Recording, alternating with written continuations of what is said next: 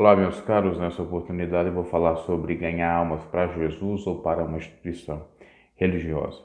Vou ler um texto bíblico, Provérbios 11, 29 ao 30, que nos diz: O que perturba a sua casa herdará o vento, e o tolo será servo do entendido de coração. Versículo-chave, que muitos conhecem. O fruto do justo é a árvore de vida, e o que ganha almas sábio é. Muitos pregadores utilizam essa expressão que ganha alma sábio é para dizer que os membros têm a obrigação de ganhar almas para Jesus. E aquele que não ganha vai para o inferno. E aquele que não traz uma alma para a igreja, esse não está bem com Deus, não está dando bons frutos. No entanto, essa passagem ela está falando não de ganhar membros para uma instituição religiosa. Isso porque, na época de Salomão, que escreveu o livro de Provérbios, nós não tínhamos a configuração de igreja que se dá em Atos dos Apóstolos mais de 1000 ou perto de 1000 anos depois. Então, ali está se falando, na realidade, da relação interpessoal de familiares ou de amigos ou de conhecidos. Tanto é que o versículo 29 que nós lemos vai dizer exatamente isto, e aí vem um arremate do 30. O que perturba a sua casa herdará o vento. Perturbar a casa, perturbar quatro paredes ou é perturbar a casa no sentido de família? Quando a gente fala sua casa, o seu lar, a gente está falando do que essa expressão? É de casa? É de tijolos? Ou de família? Então é família. Aquele que perturba a sua família herdará o vento, e o tolo será servo do entendido de coração. Então, o que perturba a família e o tolo. E aí vem a contraposição disso, o contraditório disso, o contrário. O fruto do justo é a árvore da vida, e o que ganha alma sábio é. Ou seja, aquele que não perturba a sua casa, ele ganha almas. E ele não será servo do entendido do coração, porque ele não é tolo, ele é sábio. Por isso que o que ganha alma sábio é, porque ele ganhou a sua família. Ele sabe lidar com os perrengues, problemas familiares. Ele sabe ser pacífico, ela sabe contornar as situações. É nesse contexto. Outros vão alegar alguns versículos do Novo Testamento, por exemplo, daquele que fala da parábola dos 10 talentos, que ali estaria sendo falado de almas, porque um foi lá e ganhou outros talentos com 2, 3 dons que o Senhor deu, ganhou ainda mais. Até que tinha um que apenas tinha um talento, enterrou e o Senhor cobrou dele, dizendo que era um servo mau. Ali está falando de dons, não é de ganhar almas necessariamente.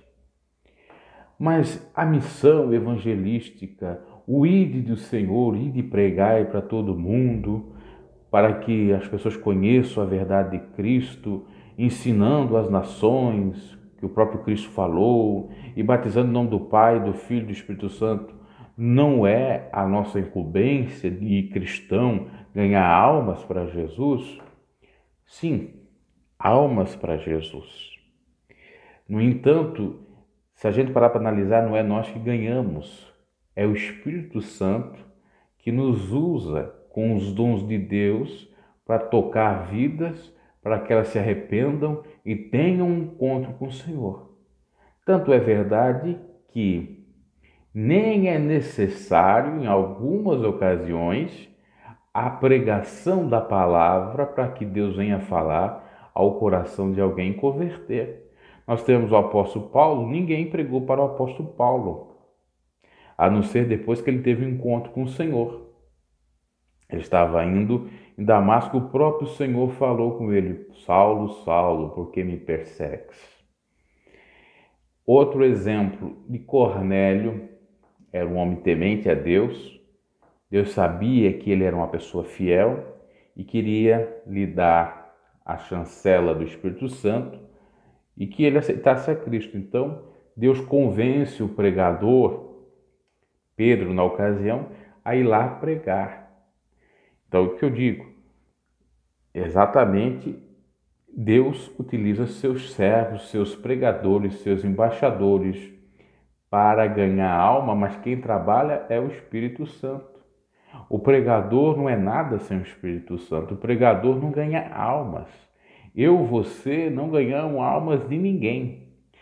Quem utiliza nós é quem ganha, que é o Espírito de Deus, que convence o homem e a mulher do seu erro, do seu pecado. Então veja só dessa fala que nós acabamos de abordar, nós já percebemos dois erros que costumeiramente acontecem nas instituições religiosas.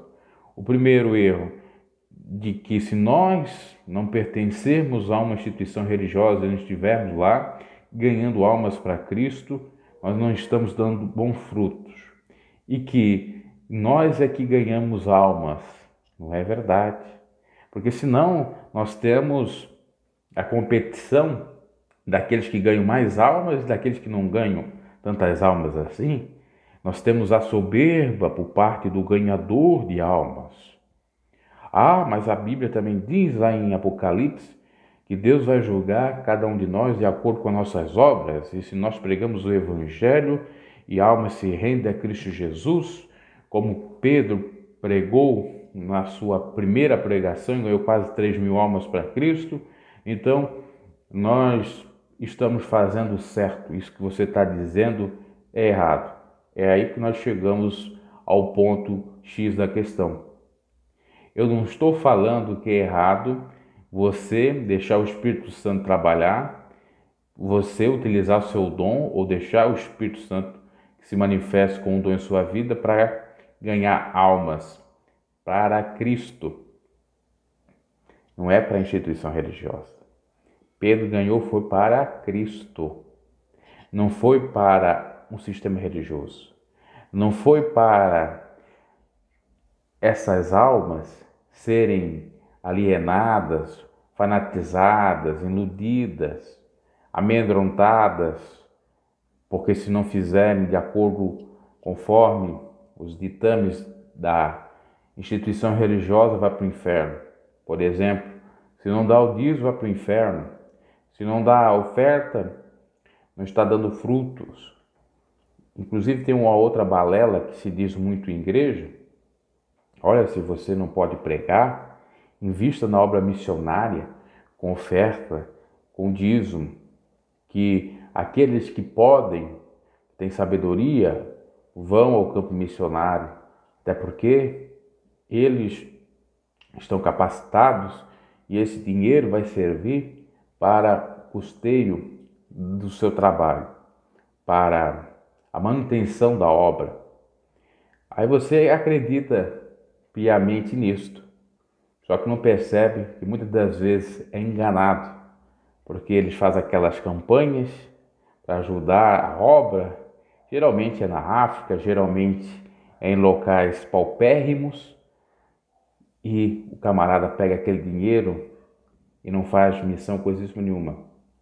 Ele vai fazer turismo em outros países com o seu dinheiro, quando não vai embolsar e fazer outras coisas que não tem nada a ver com a obra de Deus, fugindo do escopo, do motivo, do destino que ele estava traçado para ir, para seguir. Então tome muito cuidado. Medite sobre ganhar almas para Jesus ou almas para a instituição. Porque a instituição, ela sempre tem que exigir dos seus mais membros, porque mais membros, mais dinheiro. A tradução de almas para muitas instituições que não têm um compromisso com o Evangelho de Cristo é dinheiro. Não tem outra coisa senão isto.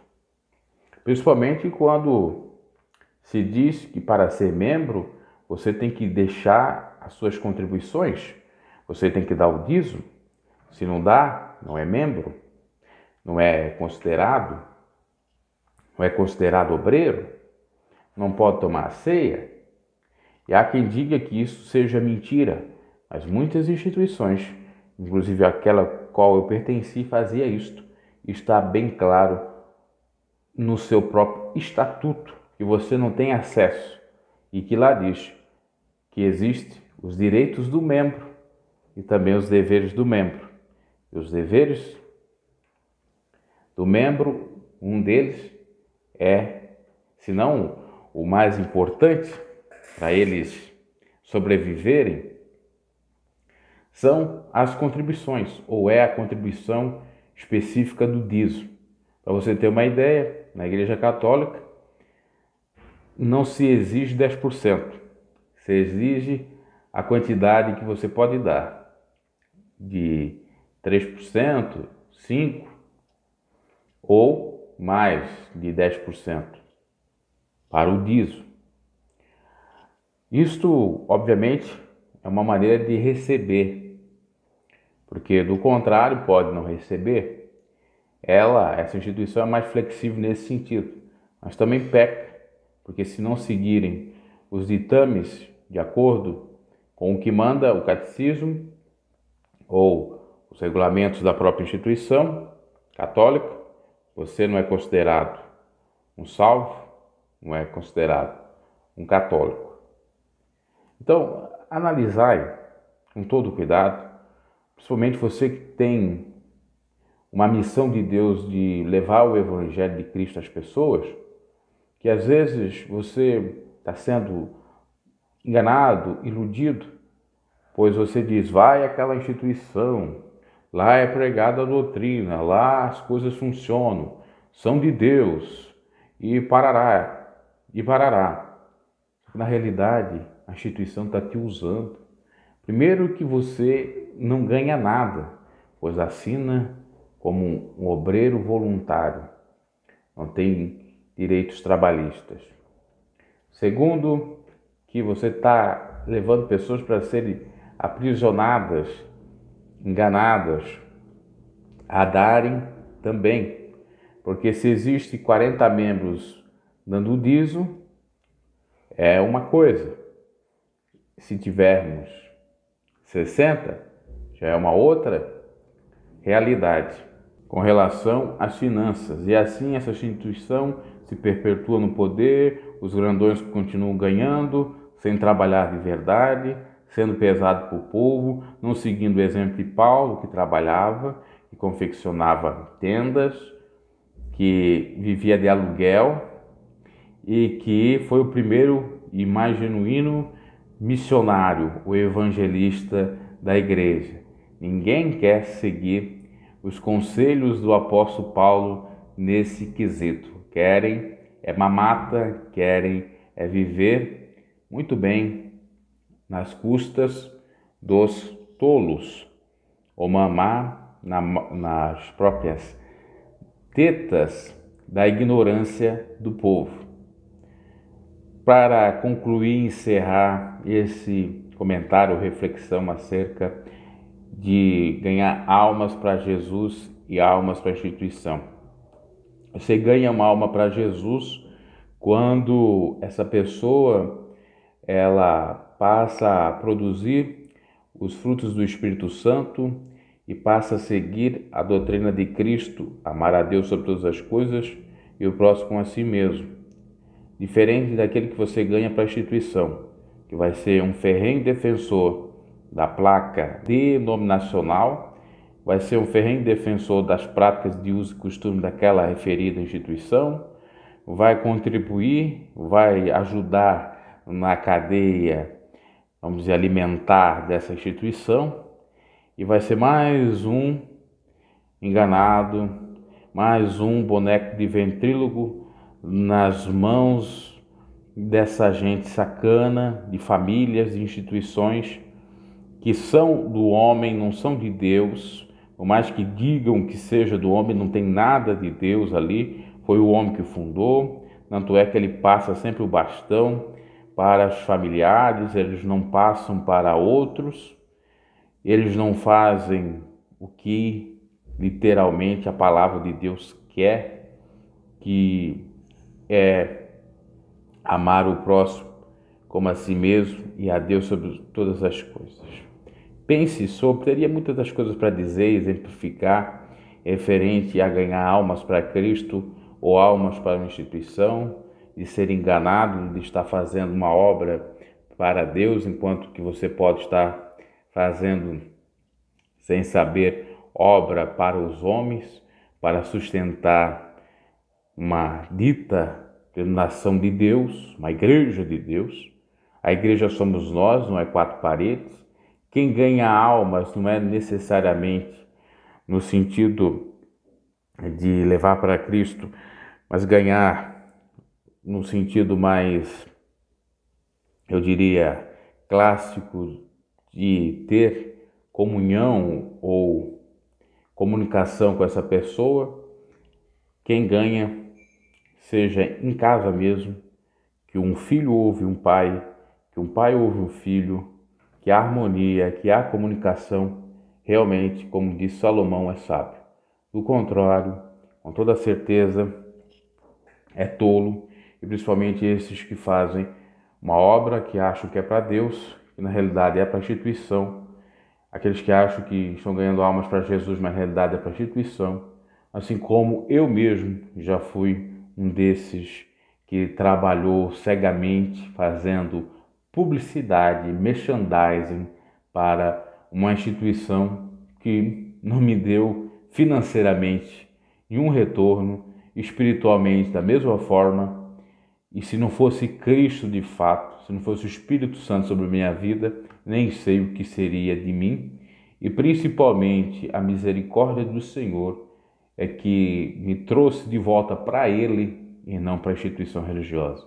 Hoje eu sinto muito mais de Cristo, muito mais salvo em Cristo, ganho por Cristo, pelo Espírito de Deus, porque eu também fui um dos casos parecido a Paulo, aceitei a Jesus na rua, não foi dentro de igreja, eu recebi o Espírito Santo, creio eu, já em casa praticamente, só foi confirmado dentro de igreja, porque eu conheci um pouco do Evangelho. Então, cada caso é um caso, Deus trabalha de N maneiras. Agora, quando você percebe que se idolatra mais a instituição do que adora a Deus, quando você percebe que há um lucro por intermédio do evangelismo, quando se percebe que muitas coisas estão equivocadas, que papéis estão invertidos com toda certeza, isso não é obra de Deus, você está ganhando almas. Esse é o recado para quem está enganado, para a instituição religiosa, não é para Jesus.